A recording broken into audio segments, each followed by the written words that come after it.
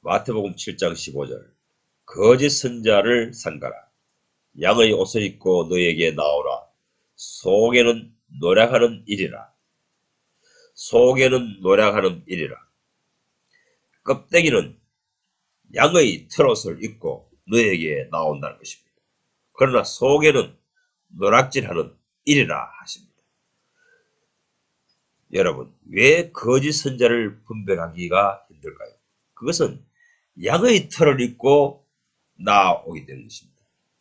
양의 털을 쓰고 나오기 때문에 양인 줄 알고 사람들은 그를 가까이 하는 것입니다. 유튜브에 들어가 보면 많은 목사들이 거짓 선자를 분별하라 라는 설교를 하고 있습니다. 그런데 알고 보면 정작 그 사람이 거짓 선자입니다. 성경을 통해 분별해 보면 거짓 선자를 분별하라고 설교하는 그 사람이 바로 거짓 선자라는 것입니다. 자기 외에는 다 거짓 선자라고 외칩니다. 그런데 사실을 알고 보면 그렇게 설교하는 그 사람이 정작 예수께서 보실 때는 거짓 선자라는 것입니다. 이 사실을 현대 교인들은 눈이 감겨 모르고 있다는 것입니다. 하나님께서는 거짓 선자를 분별하는 법에 대해서 여러 군데 성경 구절을 통해서 알려주십니다. 현대 교인들은 그 성경 구절을 성경을 계속 읽으면서도 성경을 수십 번 수백 번 읽으면서도 그 성경 구절을 제대로 해독하지 못하기 때문에 거짓 선자인 줄 모르고 추정하고 있는 것입니다.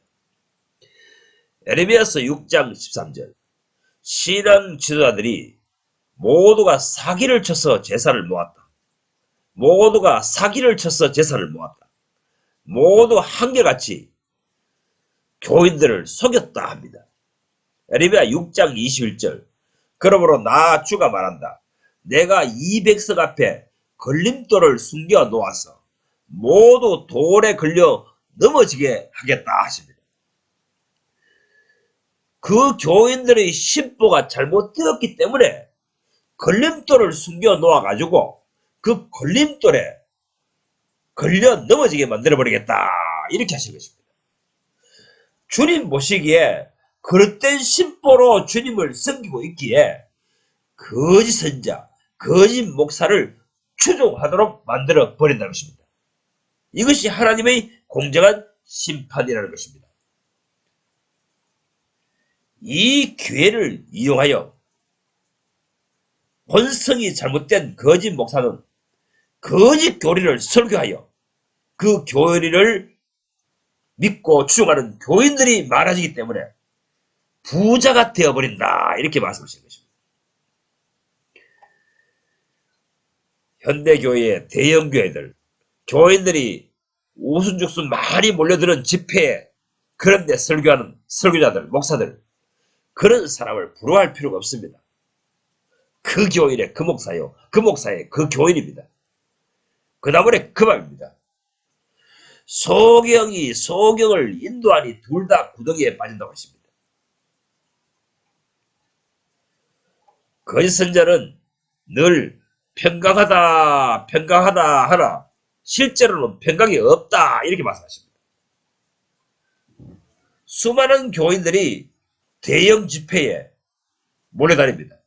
사람들이 많이 모이면은 야 거기에 좋은 설교 들을 수 있겠다. 큰 은혜를 받겠다 싶어서 몰려다닙니다. 그런데 여러분 그런 집회에 이리저리 몰려다니지만은 참 평강이 있는 줄 아십니까? 없습니다. 자기 홀로 집에 앉아서 가만히 있을 때는 온갖 신앙적인 갈등, 고민, 괴로움이 사무칩니다. 그래서 좀 허전하다 싶으면은 다시 또 그런 집회에 몰려다닙니다. 집회 가면은 잠시 잊어버립니다. 집에 오면은 참된 평강이 없습니다. 이런 사이클을 연속하고 있는 것이 오늘날 현대의 대형 집회에 몰려다니는 교인들이라는 것입니다. 뭘 그렇게 부르짖으며 늘 하나님께 호소하며 그런 기도 제목이 그렇게도 많단 말입니까? 여러분 생각해 보세요. 과연 초기 교회의 성도들이 오늘날 현대 교인들처럼 그렇게 자기 생활을 문제를 안고 늘 기도하러 다녔겠습니까? 늘 성전에 가가지고 하나님 내 소원을 들어주세요. 내 생활 문제를 들어주세요. 내 문제를 응답해 주세요. 이렇게 부르짖겠습니까? 아시다시피 그 시대에는 새벽 기도회를 하는 교회도 없고 기도원도 없습니다. 아예 자기 생활 문제, 가정사를 가지고 공중 집회에 기도하는 사람도 없다는 것입니다. 그것은 구약 시대에 건물 성전이 있을 때에 이스라엘 민족들이 신앙하는 양태인 것입니다. 늘 힘에 겨운 문제가 터지고 하나님의 성전에 와서 부르짖는 신앙생활은 구약 시대에 이스라엘 민족들이 하는 신앙의 양태라는 것입니다. 구약 시대 신앙생활의 특징에 대해서 시편 106편 15절은 알려주십니다. 주님께서 그들의 구하는 것을 주셨을지라도 그 영혼 파리하게 하셨도다입니다. 늘 주님께 와가지고 성전에 와가지고 주님 도와주세요. 가정 문제, 생활 문제 풀어주세요. 간구합니다. 그러면 주님께서 불쌍히 여겨서 그 문제를 풀어주십니다. 해결해 주십니다. 하지만 그 영혼은 말라 비틀어져 버립니다. 영혼은 암흑입니다. 영혼은 공고에 사무칩니다. 내 영혼이 잘된 것 같이 네가 범사에 잘되고 강건하놓기를 원하노라 이런 것이 아니라 반대 상황이라는 것입니다. 현세에서 생활 문제는 주님께 부르짖을 때마다 기도 응답을 해주시라. 영혼은 멸망한다는 것입니다. 망가졌다는 것입니다. 이것이 구약 시대의 전형적인 신앙생활의 양태라는 것입니다. 이스라엘 민족들은 수천 년 동안 그렇게 신앙생활을 해왔다는 것입니다. 이것이 율법 교회에 다니는 신앙생활하는 사람들, 신앙인들이 이런 양상이 나타납니다. 현재 한국교회는 거의 모두가 조영기 목사의 삼박자 구원 사상에 물들어 있습니다. 80년도 초기엔 여의도 순복음교회에서 조영기 목사가 그런 주장을 설교하였습니다. 그런데 이 설교를 나중에는 장로교 통합, 온누리교회 하용조 목사도 받아들였습니다. 처음에는 장로교에서 이거는 성경 전체의 사상과 맞지 않다. 그래서 온 이 개혁교회, 장로교회 목사들이 일어나가지고 반박을 하고 반대했습니다. 그런데 통합 측 교회 하용조 목사가 슬그머니 그 사상을 받아들여가지고 자기 교단에다가 자기 교회에다가 강단에다가 조영기 목사를 초청해가지고 설교를 시키기 시작합니다. 그래서 장로교에서 수용해버립니다. 그렇게 설교하니까 교인들이 많이 몰려오거든요. 교회가 부흥되거든요. 그러니까 교회만 부흥되면 다 좋다는 겁니다.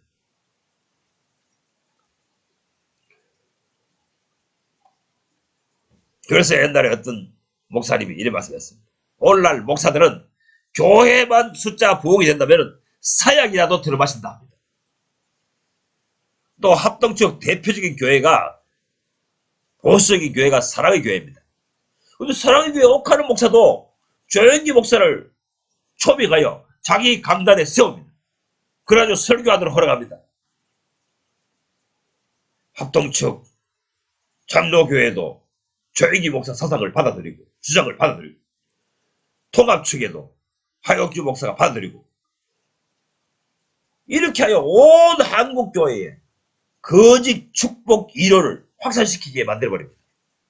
길을 터준 것입니다. 여러분, 내 영혼이 잘된 가치가 아니라 내 영혼이 못된 것 가치입니다. 거꾸로 된 것입니다. 현대 교인들이 하나님께 부르짖으면은 응답해 주시는 것은, 기도할 때마다 응답해 주시는 것은 불쌍해서 긍휼히 여기는 것입니다. 하나님의 긍휼이 한량 없어서 그렇다는 것입니다. 구약시대 유대인들이, 이스라엘 민족들이 이 성전 건물 중심의 신앙을 붙들고 있는 것은 바로 기도 응답을 해주시기 때문에 하나님을 믿는 신앙이 이것이 옳다고 고집하였던 것입니다. 그 고집을 회개하라고 외친 것이 세례 요한이고 예수님이십니다. 현대교회 신앙은 전형적인 이스라엘의 광야교회 신앙이라는 것입니다. 그런 신앙 양태라는 것입니다.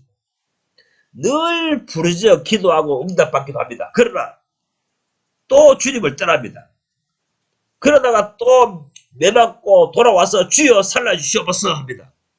또 주님께서 숨통을 좀 트이게 해주면 또 주님께 범죄합니다. 주님의 곁을 떠납니다. 느슨해집니다. 이것이 이스라엘의 광야교회의 신앙 양태이며 현대 기독교인들의 신앙 인생이라는 것입니다. 이런 신앙 인생에서 벗어나야 됩니다. 이런 신앙의 수레바퀴에서 벗어나야 됩니다. 구약 신앙을 회개하고 신약 시대가 왔듯이 세례 요한이 회개하라 라는 소리를 듣고 새 언약이신 예수 그리스도께서 우리의 영혼 속에 오셨듯이 예수님 안으로 들어가야 합니다. 예수님을 내 영혼에 모시고 예수님과 함께 살아가는 것이 신약 시대 그리스도인들입니다. 새 언약으로 맺은 백성입니다. 거짓 선자의 특징이 무엇입니까? 주님께서는 발람 선자의 예를 들어 가르쳐 주십니다. 유다서 1장 11절 삭을 위하여 발람의 길로 몰려갔으며 합니다. 삭을 위하여입니다. 돈으로 보상받기 위하여 성직을 하라는 사람들은 모두 발람 선자의 정신적 후예들입니다. 돈 때문에 목사질을 하고 있는 것입니다. 모든 이단들, 모든 타락한 목사들이 돈 때문에 목회하는 사람들입니다.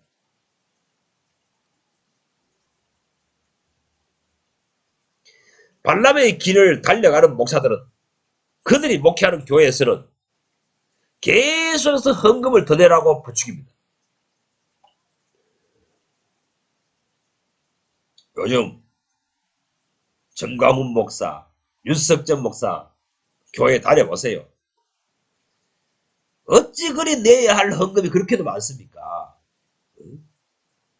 11조 내야죠. 성전 건축금 내야죠. 무슨 건축헌금이 그렇게 많고 무슨 드려야 헌금이 그렇게 많습니까? 발람의 길을 추종하는 목사들은 그들이 목회하는 교회에서는 계속해서 헌금을 더 내라고 부추깁니다. 여러분, 헌금을 더 많이 낸다고 하늘이 은총을 베풀 줄 아십니까? 그렇지 않습니다. 주님은 헌금 더 많이 낸다고 은총을 내리시지 않습니다.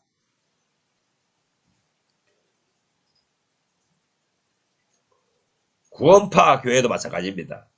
마옥수 목사, 이요한 목사, 그 교회 다녀보세요. 뭘 그렇게 헌금을 많이 내라고 부추기는지.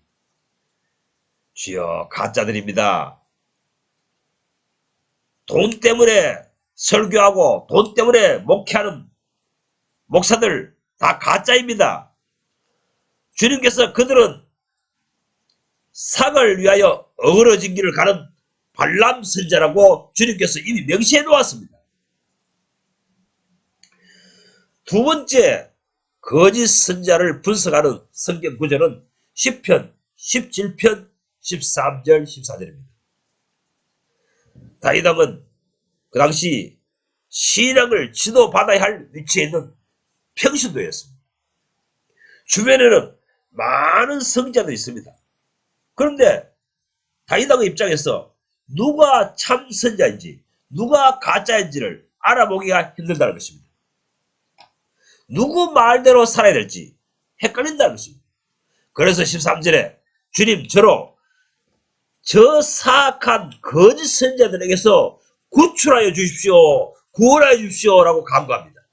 그러자 주님께서 14절에 거짓 선자의 특징을 알게 하는 지혜를 주십니다. 현명한 판단력을 주십니다. 그 판단력을 하는 기도는 이렇습니다. 주님, 현 세상에서 살아가는 동안에 보상을 다 받고 사는 성자들에게서 저를 구출하여 주소서입니다. 그들은 주의 성물을 자기가 실컷 먹고 그것도 남아서 자손 대대로 물려주려고 하는 자들입니다. 합니다. 여러분, 윤석전 목사, 조영기 목사, 정광훈 목사, 서건태 목사, 여러분이 인터넷에 검색해 보세요. 우리나라의 세수만 대형 교회 목사 명단을 한번 쳐보세요. 몇천 명 이상 되는 교회들은 거의 모든 교회가 주의 성물, 교인들이 주님께 드린 헌금을 가지고 제사를 정식시켜 가지고 그 제사를 자기 후손에게 물려줍니다. 성직을 하는 것, 목사의 길을 가는 것이 배고프고 힘든 길, 춥고 배고픈 길이라면 가겠습니까? 아닙니다. 돈 되니까 그 일을 하는 것입니다. 돈 되니까. 목회에서 얼굴에 기름기가 주르륵 흐르고 배가 불룩한 목사들, 또 기업체 사장처럼 생긴 목사들, 그것이 거짓 선자의 표식입니다. 에레미야서 5장 26절에서 28절 세 번째 성경을 읽어보세요. 나의 백성 가운데는 흉악한 사람들이 있었어. 마치 새 잡는 사냥꾼처럼 숨어 엎드려 수많은 곳에 덫을 놓아 사람을 잡는다. 조롱에 새를 가득 잡아놓듯이 그들은 남을 속여 빼앗은 재물로 자기 집에 가득 채워 놓았다. 그렇게 해서 세도를 부리고 벼락부자가 되었다. 그들은 피둥피둥 살이 찌고 살에서 윤기가 돈답니다.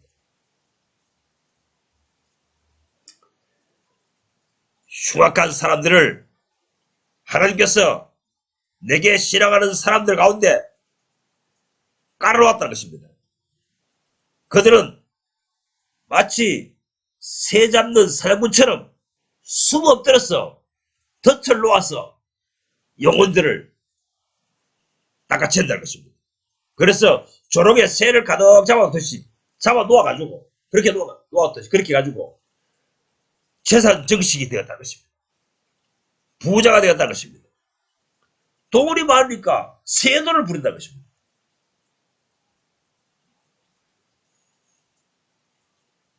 교인들 많이 모이니까 주머니가 두둑합니다. 주머니 두둑하니까 변호사, 유명한 변호사 살돈도 생기고 권력도 행사합니다. 좋은 차도 타고 다닙니다. 이런 짓거리를 하는 것이 하나님께서 나의 백성들 가운데 흉악한 사람들을 만들어 놓았다, 깔아 놓았다 이런 말씀하신 것입니다. 한마디로 목회에서 부자 된 사람들은 모두 가짜라는 것입니다. 설교해서 돈벌이가 되었다면 그 사람은 거짓 선자라는 것입니다. 그러면 어떤 교회들은 이렇게 반문할 것입니다. 대형 교회는 다 거짓 선자이고 교인이 몇 명 없는 작은 교회는 참 선자가 설교하는 곳인가? 아닙니다. 그것도 틀렸습니다. 에스겔서 13장 19절 너희가 두어 움큼 보리와 두어 조각 떡을 위하여 나를 내 백성 가운데서 욕되게 설교하며 거짓 설교를 고지 듣는 순박한 교인들에게 거짓 교리를 지어내어 죽지 아니할 교인은 죽이려고 하고 죽을 영혼들을 살리려고 하려도다 합니다. 설교자로 나선 동기가 중요합니다. 두어 움큼 보리, 떡 몇 조각을 위하여 그런 거짓 교리를 지어내어 설교하고 있다는 것입니다. 두어 움큼 보리, 몇 조각의 떡, 그것은 하루만 노동을 해도 품삯으로 받을 수 있습니다. 그런데 노동을 해서 생활비를 벌려고 하지 않습니다. 오직 교인들에게 설교해서 빼먹고 살려고 합니다. 동기가 잘못됐다는 것입니다. 목회하는 동기가 먹고 살려고 하는 그런 목사, 그렇게 목회 일을 하려고 목사 일에 나선 사람들은 다 거짓 선자라고 주님께서는 말씀하시는 것입니다. 제가 들은 바로는 서울시내 수천 개의 개척교회가 교인 10명도 안 되는데 그 교인들이 내는 헌금으로만 목사 생활을 하고 있다는 것입니다.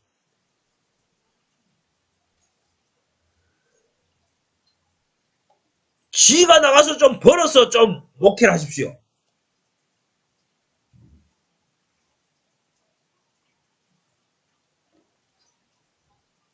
이러니 돈 벌기 위해서 목사하는 사람, 그런 사람이 악한 사람이고 그런 사람이 거짓 선자라고 시편 17편은 말하고 있는 것입니다. 그리고 에레미야의 입을 통해서 주님께서는 그들이 흉악한 사람들이라고 주님께서 말씀하신 것입니다. 흉악한 일이들입니다. 그들을 신앙계에다가 곳곳에 주님께서 심어 놓았다는 것입니다. 말하자면은 너는 그렇게 살다가 지옥에 떨어져라 이 말입니다. 그릇된 심보를 가진 교인들 모아다가 데리고 설교하다가 설교해서 먹고 살다가 그렇게 하다가 그 교인도 지옥 가고 너도 지옥 가라는 것입니다.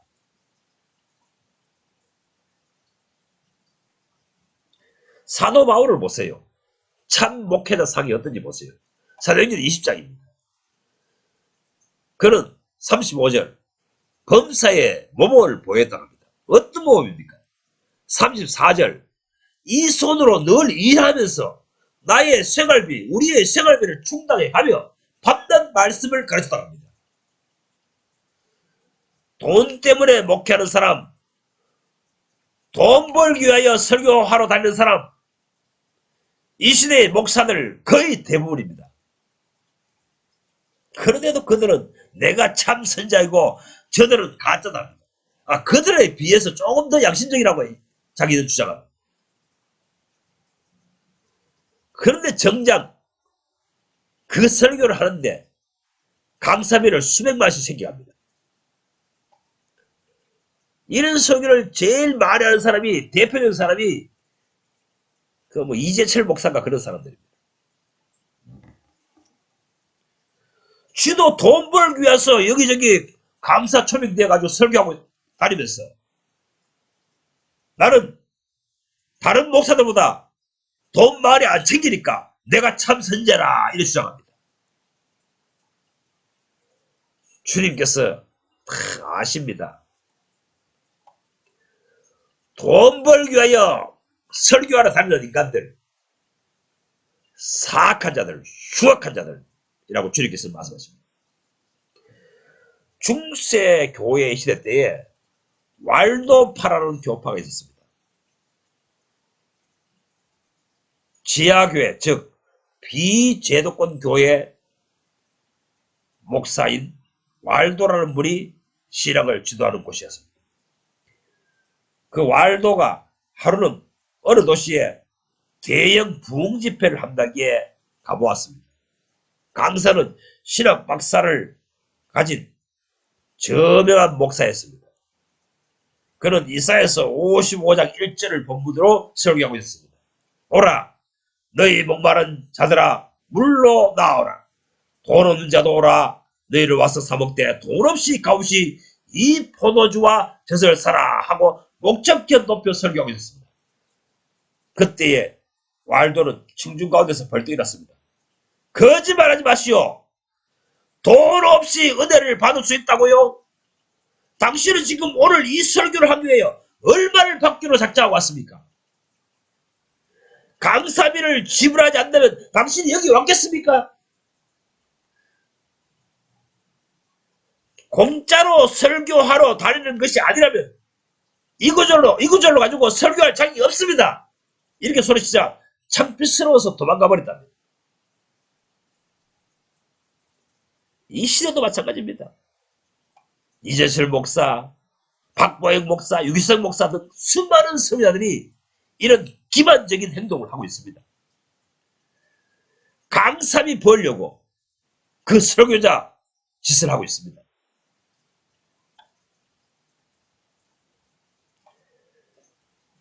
다른 사람보다 조금 더 양심적으로 산다고, 다른 목사들보다 조금 더 양심적으로 한다고 지가 참 선지자고 주장하는 것들 다 틀렸다는 것입니다. 떡 몇 개를 위해서 거짓 설교를 하고 다닌다는 것입니다. 주님께서는 떡 몇 개를 위해서 처음부터 설교자로 나선 동기가 잘못된다는 것입니다. 생활비 벌기 위해서, 돈 받기 위해서 강사로, 설교자로 나서서 돌아다니는 것들, 이런 것들이 다 거짓 예언자들이라는 것입니다. 스가랴서는 주님께서 증가하십니다. 거짓 목사들이 거짓 교인들, 가짜 교인들을 데리고 목회하다가 인생을 끝낸다고 이렇게 스가랴서는 예언하고 있습니다. 그 교인 자기가 가짜이기에 가짜 목사를 스스로 섬기다가 인생을 종신다는 것입니다. 하나님께서 그렇게 되도록 정하신다는 것입니다. 스가랴서 11장 7절 잡혀 죽을 양떼들을 먹이니 참으로 가련한 양들이라 하십니다. 그 상황을 볼 때 참으로 가련하도다 이렇게 말씀하십니다. 가련합니다. 지역 권세에 잡혀 죽을 양들이 거짓 목사들을 세워놓고 그들에게 목양을 받고 있는 형국이라는 것입니다. 내가 가짜이기에 가짜 선자를 섬기도록 주님께서 내버려 두신다는 것입니다. 그런 상황에 넣어버리신다는 것입니다.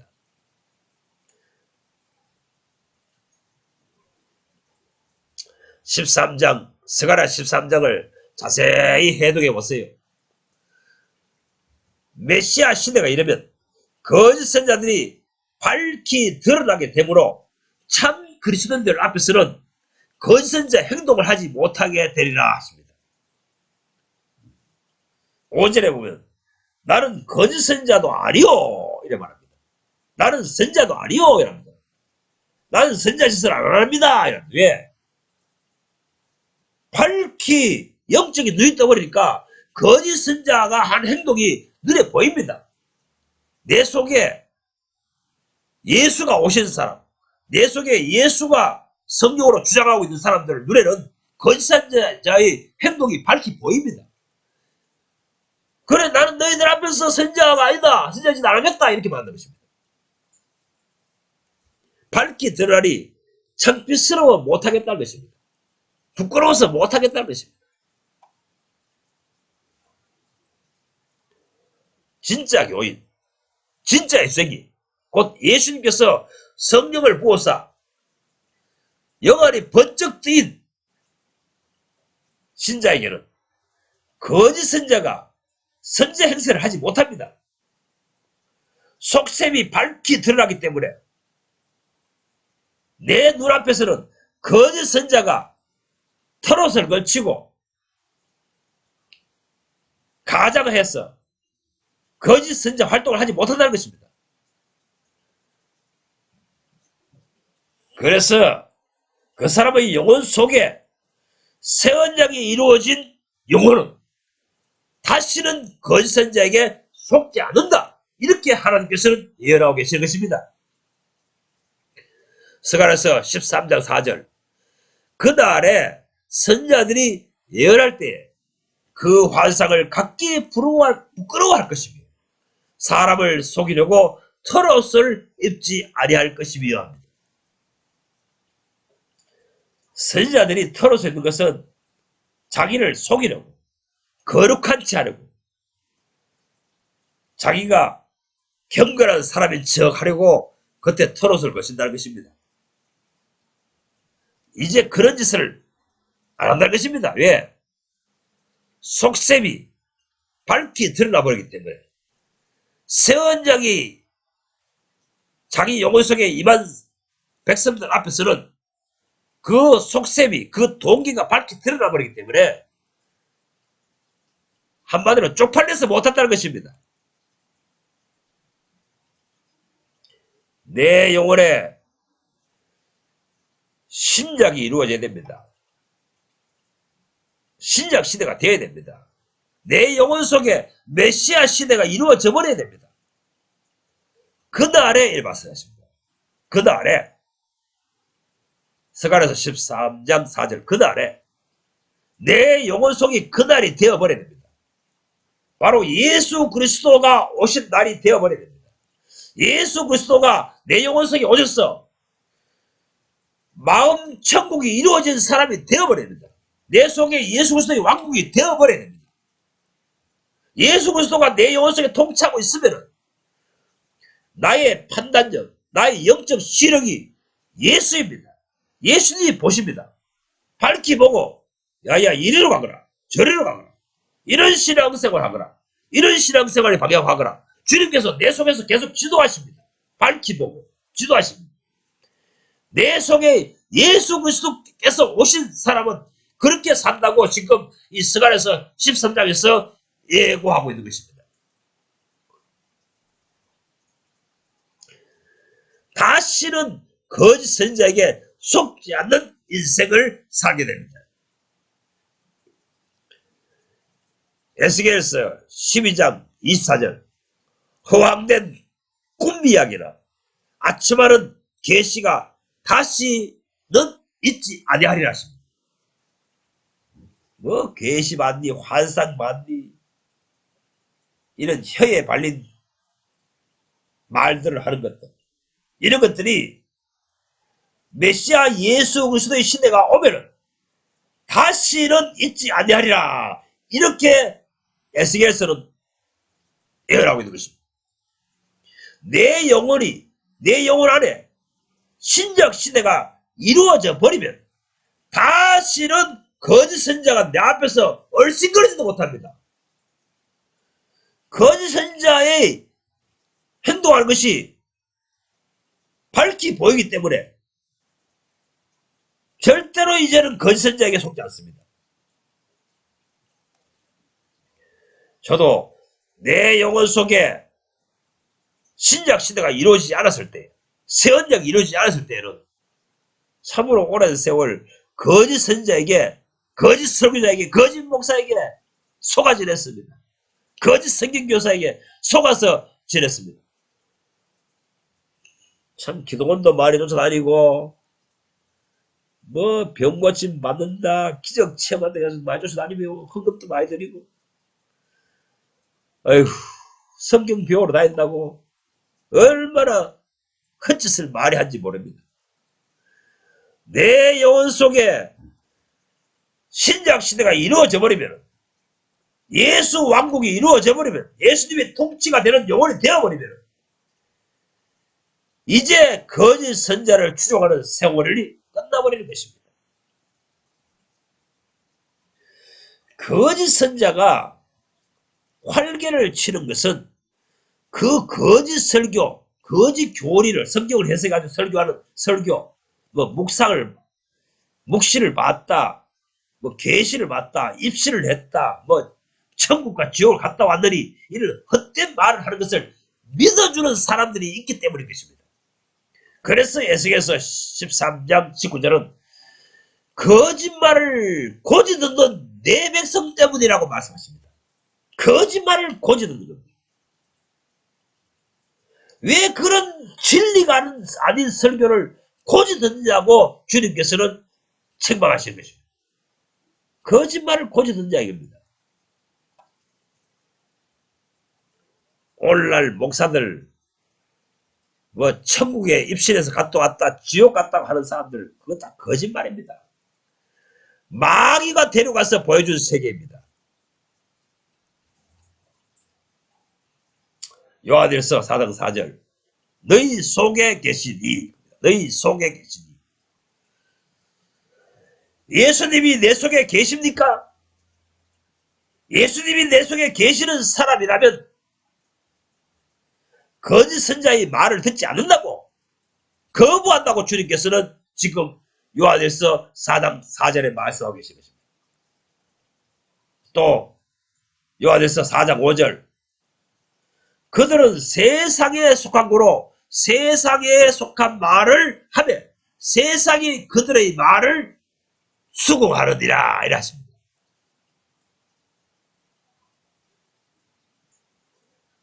오늘날 교인들 대형교회 막 몰려다니는 사람들 그 목사들이 설교하는 내용을 들어보세요. 전부 세상에 속한 겁니다. 현 세상에서 어떻게 사느냐 어떻게 축복받느냐 이런 설교를 해야 됩니다. 그 교인이 세상의 정신에 빠졌기 때문에 그런 설교의 말에 고개를 끄덕이며 수긍하며 아멘하며 동의하면서 따라다니는 것입니다. 그런 설교를 듣고 아멘하며 따라다닙니다.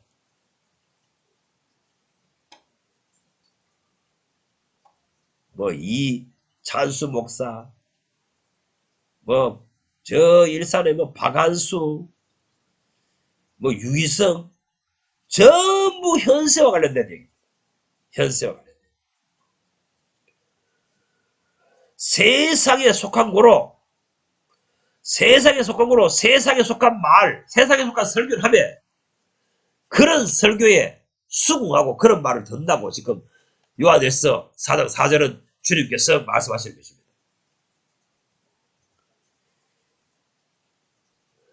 내 영혼이 초대교회 교인처럼 이루어져 버렸다면 그런 설교에 관심이 없습니다. 흥미를 느끼지 않습니다. 뭐 예수 믿으면 잘 믿으면 복 받고 예수님 잘 섬기면 뭐 축복받고 자녀가 잘 되고 이런 설교에 관심이 없습니다. 무슨 뭐 병 고침 받고 기적 체험하고 뭐 밤은 날랄라 하면 뭐 하늘의 세계 체험하고 뭐 이따위 설교에 관심이 없습니다. 내 속에 하늘나라가 이루어졌는데 뭐 그게 관심이 있습니까? 그런 것에 흥미가 있습니까? 사도 바울이라면 그런 주제로 설교하지 않습니다. 사도 요한도 베드로도 예수님도 현세에서 예수 믿고 복 받고 뭐 이따위 설교를 하지 않습니다. 헐벗고 배고프든지 배부르든지 고난스러운 세계를 살든지 내 속에 오신 예수님과 동고동락을 하는데 그게 무슨 관심이 있습니까? 현대교인들은 입술로는 그렇게 말합니다. 하지만 속마음은 주님을 바르게 섬기지 않습니다. 푸른 바다 나서리 몸 어디든지 가오리다. 괴로우라 즐거우라 주만 따라 가오리니 어느 누가 막으리까 죽음이 늘 막으리까 어느 누가 막으리까 죽음이 늘 막으리까 이렇게 늘 찬송 부르면서도 마음 따로 입술 따로입니다. 이원화되어 있습니다. 뭐 가난하든지 어렵든지 초막이든지 괴로워라 슬프라 주님을 따라다니겠다면서요. 그러면서 현대교회들은 가난하게 사는 것을 그토록 싫어합니다. 아니 나사로처럼 가난하게 나와 함께 살자 이런 설교 이런 말을 주님의 제안을 받아들일 현대교회들은 한 명도 없습니다. 무조건 예수 믿고 현세적인 복 받고 축복받고 이런 이론이 옳다고 생각합니다. 그런 설교를 하는데 교인들이 쪼르르 몰려다닙니다. 자기 마음을 자기 스스로 속이고 있는 것입니다. 주님을 바르게 섬길 마음이 없는 교인들입니다. 그러니 거짓 선자의 설교에 그 말에 속고 있는 것입니다. 자기가 자기에게 기만당하고 있는 것입니다. 자기 마음속에 아직 예수 왕국이 이루어지지 않았습니다. 자기 속에 아직 새 언약으로 맺어진 신앙이 되지 못하였습니다. 그런 신앙이 형성되지 못했습니다. 그러니 고난길, 배고픈 길을 싫어하는 것입니다. 내 영혼 속에 예수 왕국이 이루어진 사람은 자연스럽게 바울처럼 사라집니다. 사도 요한처럼 사라집니다. 내 속에 진짜 예수 천국, 예수 왕국이 이루어지니 자연스레 예수님과 함께라면 가난도 좋고 고통의 길도 좋습니다. 자연스럽게 그렇게 됩니다. 좋은 집에 안 살아도 늘 행복합니다. 저희 집에 와보세요. 지금 제가 살고 있는 이 집에 와보세요. 이 설교를 듣고 있는 분들보다 더 열악한 환경에 있을 것입니다. 그런데도 여러분보다 제가 심적으로 마음적으로 더 행복합니다. 기쁩니다. 왜냐하면 내 속에 계신 예수와 늘 교제하며 지내기 때문인 것입니다. 궁궐 같은 집에 살며 예수 없는 것보다 초막에 살며 예수님과 함께 지내는 것이 좋습니다. 그것이 더 기쁩니다. 여러분, 바른 예수를 믿으려고 해야 됩니다. 안 그러면 평생토록 거짓 선자를 따라다니다가 인생을 종치도록 주님께서 이미 예정하셨습니다. 바르게 예수 믿는 길을 추종하십시오. 그러면 거짓 선자에게서 벗어나도록 주님께서 영화를 열어주실 것입니다.